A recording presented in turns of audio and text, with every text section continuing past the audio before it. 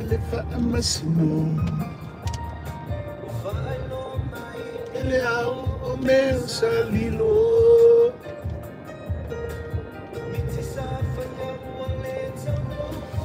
tala noana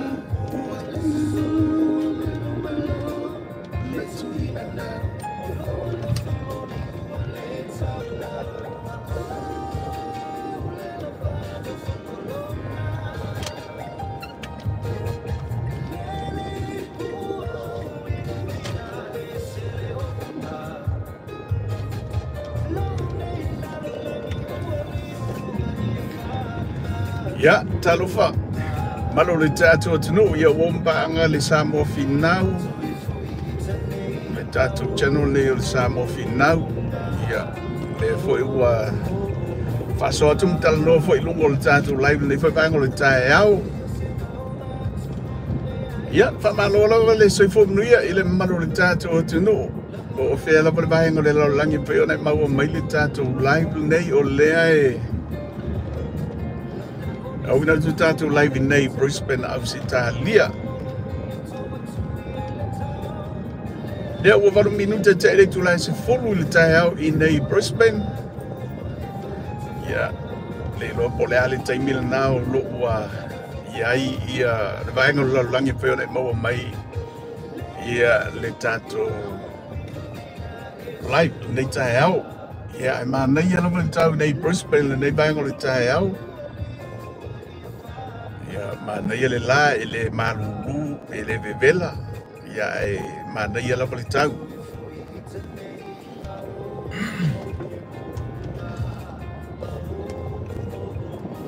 o mana tu e batu se faasoa ia nei tai au e faasoa tu foi inicio vaenga e fai fontatu tatanoa ia tu langa pe na ilo tatu o tunu te lo lava o lo o lei lava se iso tātou tunu, ia me se lava i tātou o lo whapeona i tau malele, no pia i fo ia i tu e whao le ke lope o lo whapeona o tātou o lalai, lo tuli matai pea ma o tātou wama ai. Ia i tau o manga uma e peona i lo tātou o tunu o Samoa, ia mali tulanga o lo o ia i le tātou whainga malo. Pei lava ona sila fio leo ua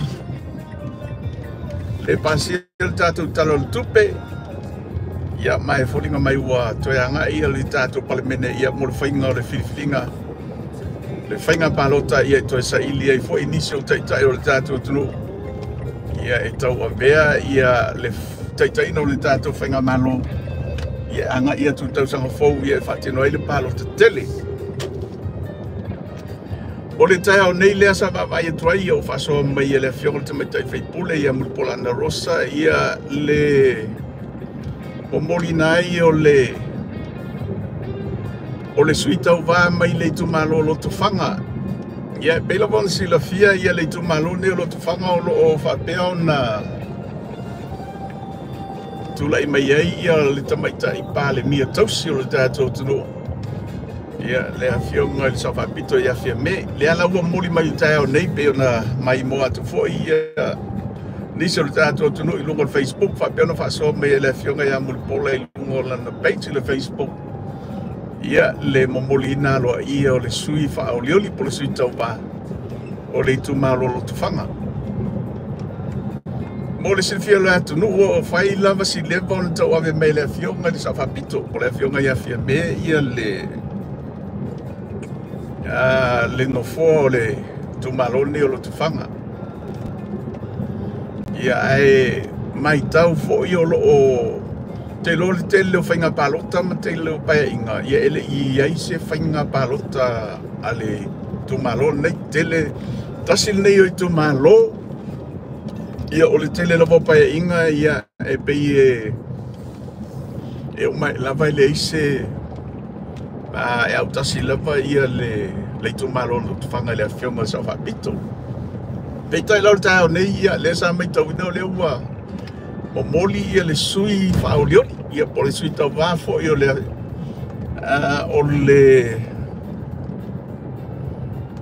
o le tu malo ia o le ia na o la whapeo na tau wā mo le fo o le vaenga whai ia o le whatutua le tua sa mo tas ia tō te la fo i la tō sa whapea niso le tu malo whapea na malanga whatasiane ia ma le whionga le sui whaorioli ia wala wale moli ina ia i tono le tātou vaenga whai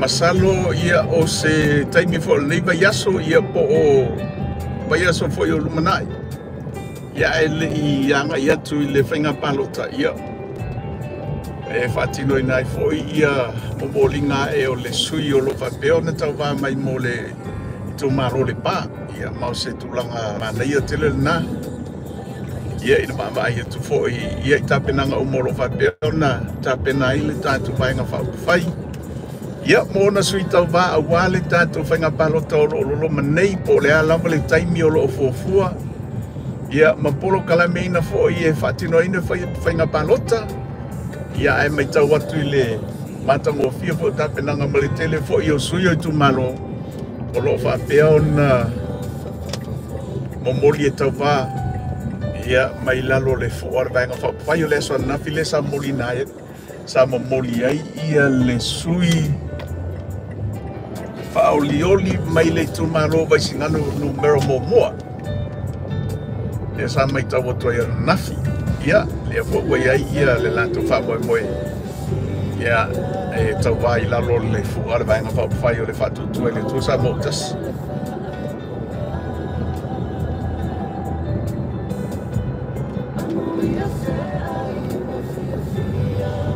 A o whangasolo ia le whamasinonga e pei o na whangasolo le taimi nei. Te roa leo wasi la fia uma le atu no e pei o na mōlia e le whionga le lau le mani e toa le whionga ia leo. Ia whapefo le toa fine ia lise. Ia o le uso fo i Sam ia Palota whaletua. Mai tau atu tau nei ia whapeo na mō mai fo inisi o tala oto mai le whamasinonga le neiva yasu. E whapeo whamitalanga ia ua whapeo na tau tino e le leisi mōli mau a leo leo. Ia le sunga le ia tupai. Ia le tau pulpulenga e pei o na o ia le ai. A se tau pulpulenga. Whamaonia e tupai. O lea e sa o sa iai. Ia satu inatu, ia salatu aveina le telefoni e Sam. Ia o lisi foi vaenga e sao. Ia whapeona mori mau wai ia tupai. Ia e sao sa iai le whana satu inatu. Ia e whatino inai ia le whamoemonga le sa whamoemoe tangata waleina ia le whionga lau le maletoa ia ma le whionga ia olo. Taimi o tō nai, ia matua whele sa mapuane ia se tasi fo i o tua inga e pia na tua ia fo ia nisi fo i o whaipule. Ia tau pulpule ngai pia ona tau pulpule ai ia le tangata wale ina o le whionga lau le mali toa ia ma le whionga ia olo. Le ala ua pe o na maua e nisi fo i o tala mai lo tātou tunu. Ia pe fo ringa mai o le uta tinu ia se tase o mori mau. Ia e sa o sa ia i le whana. Ia o te iloa le vaenga a whionga i whamasino. Ia pe ila o wala mai le ata maforinga mai. O le a whaingo fie. Ia se whai o ngai taunu o iai. Ia le tūlanga o le whamasinonga e pio na whanga solo le taimi nei, e sen mana ia. Ia i le mai tau atu wai te roa. Tō tele la wale tātou tunu leo lo o no pia, ia mi se la wale tātou o longa lango le whatu le atua sa mo tasi o lo lātou tuli manta ia pia. Ia manta poa ia, te talo foi whaiva o li lo ia e mi se foi le whionga le whamasino. Ia petua i whea, ia tūlanga i peo na iei le whamisinonga le whionga lau lia mali o tonga nis. Ia pea la pona whailoa matu ina tu pea I tātou whasoa. Ia le ngata o lau tāpua inga leo leo. Ia e mise fo o lau te talo.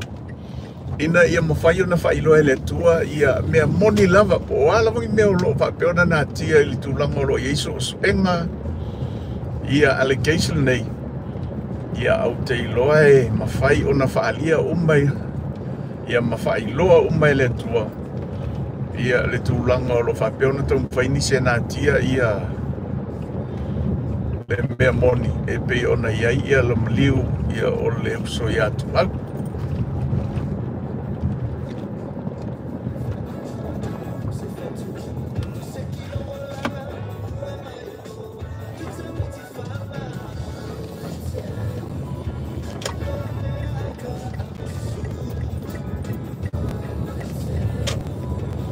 Tolanga lo I ta penanga pe ona mai mo atu ai foi le aso nafi malo le tato tu no ia le failonga ina o le nafi o ia so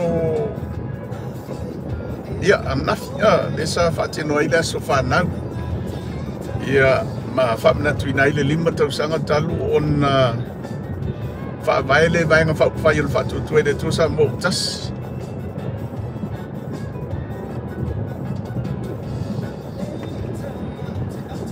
Ya, hava pea I tele I maua le live na le aso nafi anga ile tātou page on Facebook Samoa Finau. Le sa utango share tu ai lunga ia le live. Ia o le whamna tuina o le 5,000 sanga. 5,000 sanga. Ia, talua na whaatuwina mai le vainga whai. Ia ma whapea o nau lātou taitaina mai ia lo tātou otanu. Ia se ia o mai le taimine ia pe o na whatape le pale mene. E se matango fia le wawai atu. Na whai ati sila tātou live. Ia mise fo I o le whasoa fo ia malitala oto o le amatamainga o le tātou vaenga whai pe o na sauroi ia le awhioga le taitaifono. E le whaingo fia ia le savalinga lea sa tau mwhai mai e ia le tātou vaenga whai. Whasful tau sanga sa tula I mai le vaenga whai e le HRPP mpo lea le tātou tunu. Ia au te ilofo. E le ta au mawalalo ina fo le sao le fionga ia tu ila epa ia ma le vaenga whai. E pei o nau lātou ngā lulu e mai ai.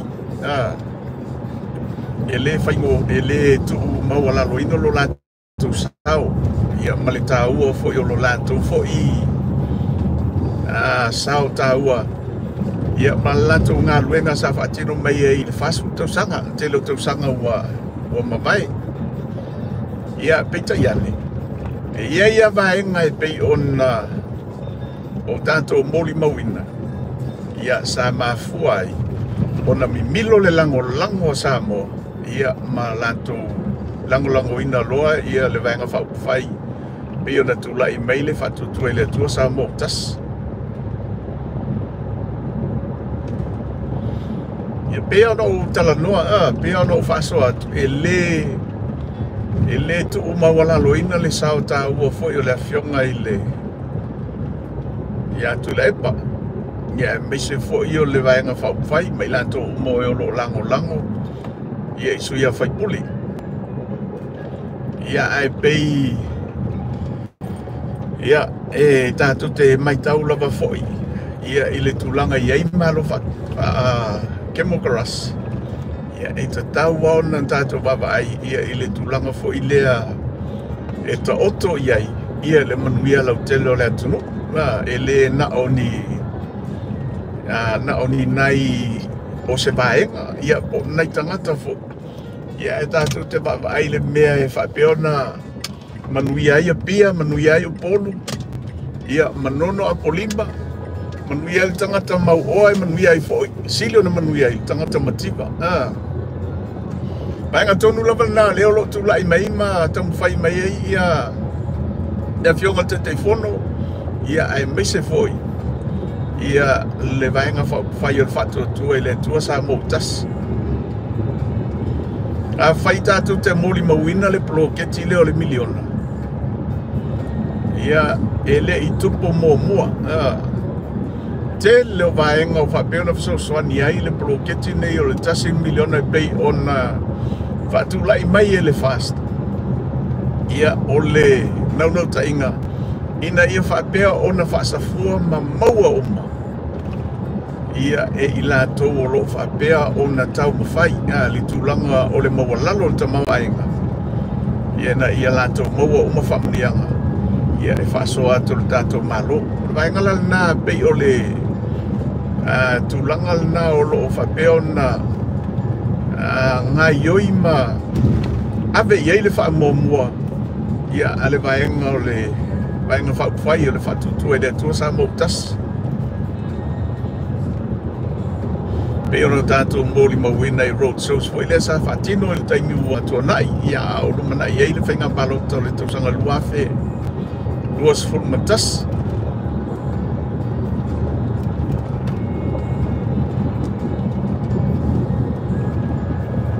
Ia whanga o whasauni ia suita vai ia mese fulu tātou tunu mai tumano te tasi mō le whainga Palota. Ia po le ala le taimi tono le tolu masina ia o le ala fo le taimi ia te lo le ua folinga mai wanga ia le vaenga o le ofisa o whainga Palota i le whamsinonga pea ia le tau mai tau ti ai. Ia ina ia o mai e le whamsinonga se taimi tono e tau na whatino ai ia le whainga Palota.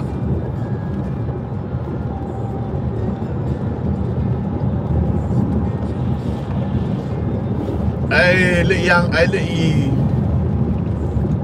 whatino ana le whainga Palota. Ia o le taimi le lava nei e te toi mawhauwhau e lava oe le tangata Palota. Lo tātou tunu o mai tu Palota i tas. Ia mai le whātau sanga, mai le taimi lava whatu atula i mai le tātou vaenga whauwhai se o mai le taimi nei. Ia pēa whai e te maitawina. I se taimi pūpū lava. Te leo ngā ruenga sa whapeo na whatino e le tātou whainga malo. Mo sin taimi popo lava, whātau sanga se o mali taimi nei leo whata ampel palmeni. Ia ona e tango lea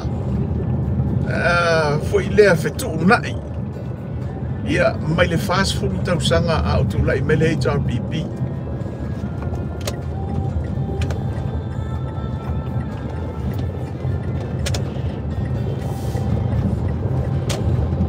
Ele ngata o le tele o ati nae ia matulanga fo i leo le fisosani o lo whapeo na maua. Ia e le tele o le tātou o tunu mai a tunu i whafu.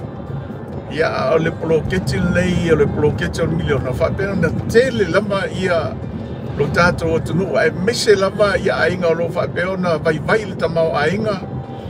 Ia inisi fo i o le nai ainga ia ma malo le tunu o lo whapeo na o na le ei nisi fo idea o maua tuai ia se tupe maua le se tangata whai ngā ruenga ia le fo ia se tangata o au mau ia tunu i whafo mwhai o na maua tuai se fisosani niso tai ia e peila o le poloketi lea ua whapea o na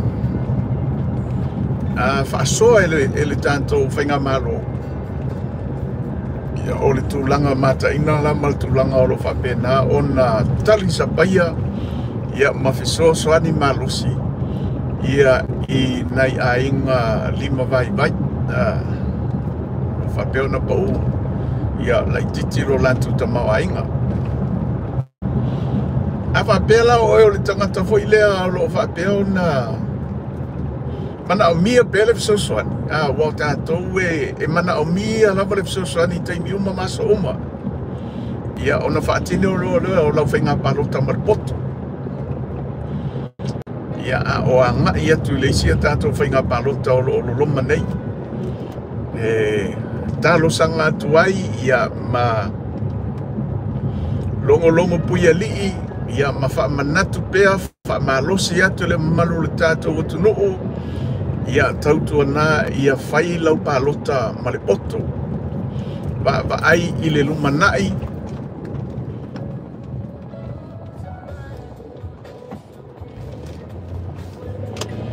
ia ma e sila ia i le vaenga whai e whapea o na alofa ia ma whaatino ia lato folfolanga ia e pei o na folofola i le atunu. Mai tau winga i le anava tau a le tato vaenga whai le whatu tue le tu sa moutas. Masalo pe ai lau tau mai tau o le afa ia po pasi foi ma le afa ia le tele o lato folfolanga leo o tau nu. Salo o le iwa se fulma le lima po le iwa se fulu pasene o lanto fulfulanga lea ua taunu. Ia ai tulai mai lole tulanga i peona ia le ngase a malo ia peona tulai mai le ina mai tau nei. Ai o le whamanatu na malitu o lalo le tātou polo kalame nei o le Samoa Finau ia ai mise lava ia tātou ho mapaanga ia o le mamano le tātou tunu e whai ona mai moina ia le live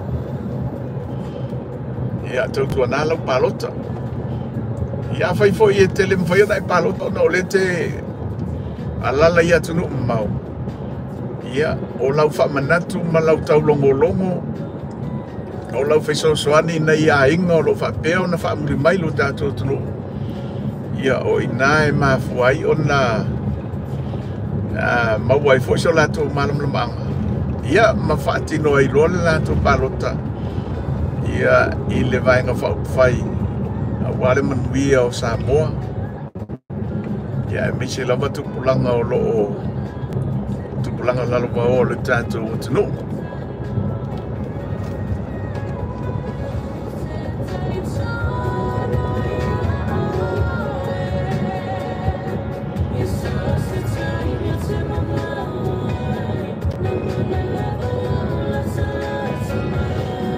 lea ua lua suma leiva minute te ai lei tulai se fulo i nei Brisbane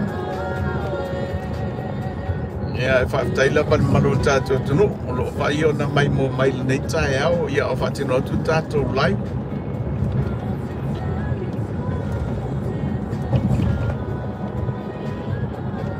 ia tamu whai lava i longa pui ali ia ma whamanatu ma sosani atu fo i tātou tunu ia na iniso vaenga fo ia wale malama ia male no fosila fia le tātou tunu ia i mea o nisi fo i vaenga o lo whapea na tutupo mai ia isi o tātou tunu o Samoa e nisi o autere iloa pe pose uso pose tu fine lea e sau vai atu eila na comment ai lisi au live ia o whapela na whasoa ana le aitu la epa ma le heita pipi e le mumu ia le matou i tu malo le matou nuu le eltise ma bla bla bla ia o se almakua vai au lea o le manatu mo le sina fia le uso lea so se whainga maloa ele i oku ia e kulai me lo le whainga malo ku kere ele i o se whainga malo whainga kwa ngofu e mawa ai ia so se whainga whaila vai mea vai o ngā whaatino i le taimi ma le taimi ia kai pei hoi la o le paua le whaasoa mai ia le uso lea i oi pei ango whai aku ele tu mawala loina li sao ta ua i la to sa whapea ona a matamaia ia ngā ruenga ma tamu whainga menga o tātua tunu le whasu tau sanga tau wai ia ele whapea la a vea ia ati na ia ma ngā ruenga li lei fui ia e ave ese ia lo tātou nau tainga ia i isi mea siliak Wai mawhai o ngā whaakingo ia ngā ruenga lelei ia mailang vai longa tau am tainga o se mea ia e munmuliangi se isi kaimi ia wa makau ngā alu ese ia mai le whaavai sa whaakingo i ngā ingi ia ngā ruenga lelei O le uminga e whaia se mea. O le uminga pu lea se whainga malo o se akongo.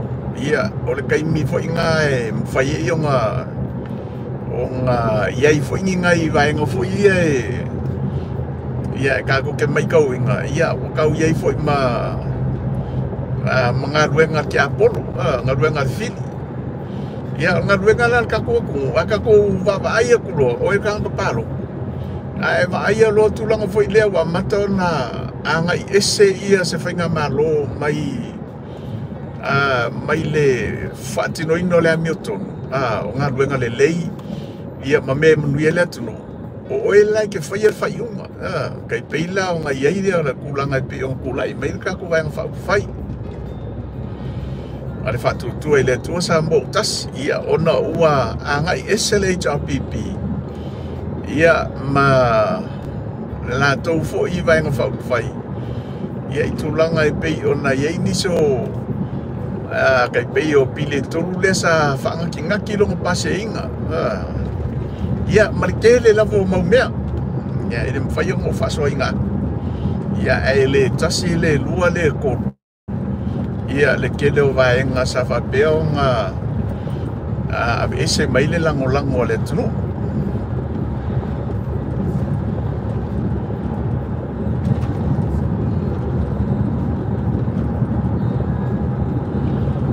ia pei o le sosoani nai o nai le moa e le iso taimi fo I lea e tali atu ai ia komenta anisi o le atu no sa whapea na komenta mai lau lai ia au tūlanga na e le avea ia ngā ruenga le leisa whaatino e seisi whainga malo ia e whaima me fo I lea e tū mau I pēa lau lango ma tātou avea pēo sa whainga malo e tū lai me ta ia le atu no ia pēa whai kako ke wa ai aku sui ma ese ia alato ngā ruenga matulanga o lo whaepeo na tau ngai ai ia a whailo kako ke mai kauinga ma kako wa ai aku fo I lea wa a matau na ngai ese male whaavai o lo tātou tunu ia o ina loe tau na whawe o lo tātou whaia se fo ia whamai ia whamtalang whaide masane tātou tunu e le lei lava le vave fo I o le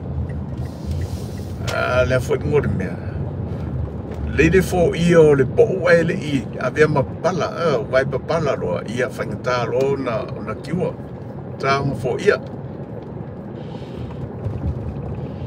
longo puia li I ma le tua lalo ia ma le whaamanatu le tātou pokalami o le Samoa Finau ia e tātā longo pēa ma se whau ia ma whesoso ni atu ia ma whaaso atu I lo tātou atunuu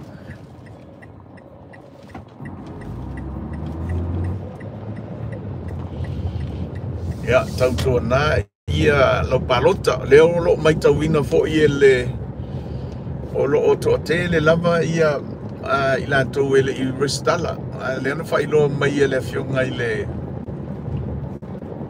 komisina o whainga Palota ia pe ia e whase fulu sumaleiva ia whasu fitu pasene I lātou ele I restala longo winga toi titi lava afo le atunu le ele I restala lau a whato a te amare afo ia au le talo ma le whaamanatu whaamolmole me se lava ia o tātou tunu o lala I Samoa o le nā o whapeona anga I atu ia le ofisa I tua ia fioanga ia o longo winga ia wa lea ia ma se alofanga fo I lea kawaionga e le restala ia ai lua afe ia peona maitawi lua afe le sala ia o le tangata e le mawhai o na whaatinoina lana Palota ia au le talo na ma le whaamanatu I le malo le tātou atunu whaamolmole ia a fio matala au e whai ia lau restala ina ia o atu le aso e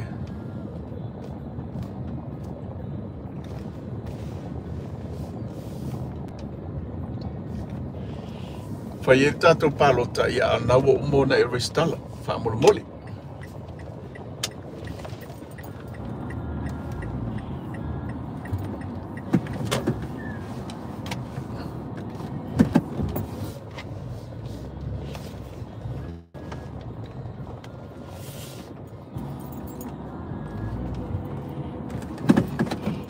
le wo o mai fale. Ia, tau whonga o man tātou live, na tua stai meo luma, ia toi whai atu fo isi live, mo le atu langa whaftai ma le whamarolo malo tātou tunu, o whai ona mafuta mai le nei tae ao. Ia whai fo e te maua man tātou live, whamoro mole, a whai e tele I subscribe le tātou channel nei o Samoa Finau. Ia, tasanga atu maleanganga maua lalo, subscribe. Whai ngofie ona e maua ia tātou whaasolo, whapeo tu ina tu lungo le tātou channel. Tātou YouTube channel, whamoro mole, ia ai mole malo tātou tunu o whai ona mafuta mai nei tae ao ma mai mo mai. Ia manuia lava, ia tiu te mawhaiva o la sanga fuafuanga o le nei aso. Ia il tai ngā le tuomlan whamnianga. Ia a o whianga ia foi mo fuafuanga, nei tātou mātua I tono mauta malawa. Ia whaftai mo lātou talo, whaftai mo lātou tapo inga. Ia I lo tātou tunu. Ia mise fo tātou whainga malo. Ia mano tātou tunu o Samoa. Au te alo whatele atu lava mo o tau manuia ia fuafuanga malawa singo le nei aso. Ia, so I fua mea manuia Samoa le tunu pele.